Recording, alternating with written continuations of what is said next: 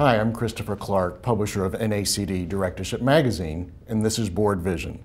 Our topic today it's going to speak to some of the nuances of Sanpei, and I'm joined today by Melissa Burek, partner at Compensation Advisory Partners. Welcome, Melissa. Hi, Chris. Thank you.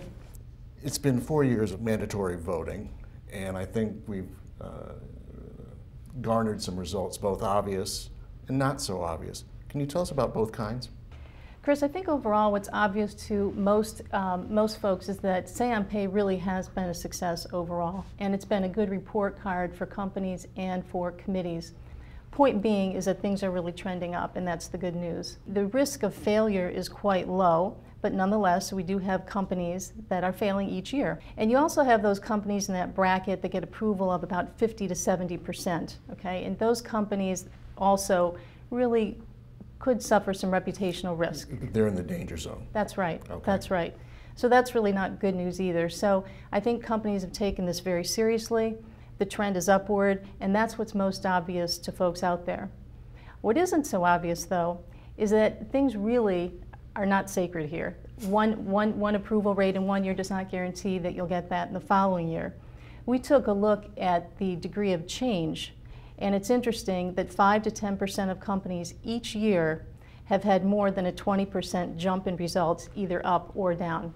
So to us, that's the not so obvious part of Sanpei results.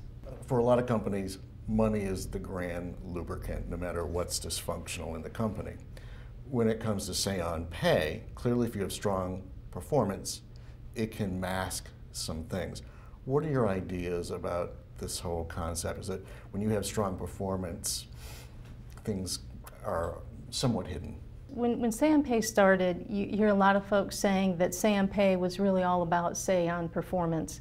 And clearly having strong results and strong TSR will only help a company. That's good, and shareholders certainly want to see returns. But our research shows that the TSR result for a company alone is not a strong indicator necessarily of where the vote will come out each year and if your vote will go up or down, your approval rating. So we found that notwithstanding the performance of a company and the overall TSR for the year, there are certain things that can possibly trump performance results.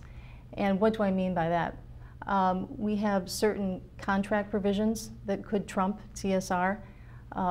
Companies often need to make special one-time retention grants or special large CEO awards or executive awards for various reasons. And we found that there could be an adverse reaction to that. And oftentimes that could and has trumped TSR alone. So TSR, directionally, that's what you want to have. It makes life a little easier, and it's a good thing, but it doesn't necessarily correlate to how the Sanpei vote will come out. I'd like to hear your outlook on Sanpei. And then obviously there are multiple empty vessels in Dodd-Frank.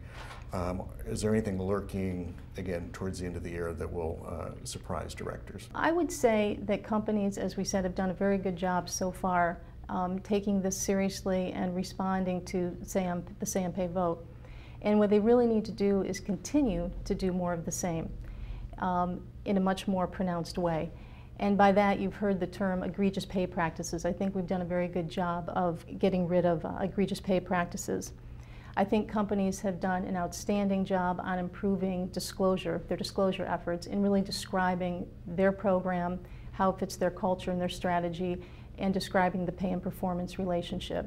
They're going to need to continue to do that in an even more pronounced way. This notion of shareholder engagement has really taken hold. I think it started with those companies who did not do so well, and now it really is a best practice, and companies need to proactively get out there, understand their shareholder base, and know what the hot buttons are. I would say lastly that this whole notion of strengthening the pay and performance relationship, it sounds like motherhood and apple pie, but companies, again, will need to really hone in on that. And I think committees are doing a very good job, and companies are doing a good job right now. They'll need to do more of the same. If we do look out, though, I would say that one thing we know is that there will be change. I think Sanpei will face some other or different issues in the coming years. And certainly we can't look out, as you said, too far in advance.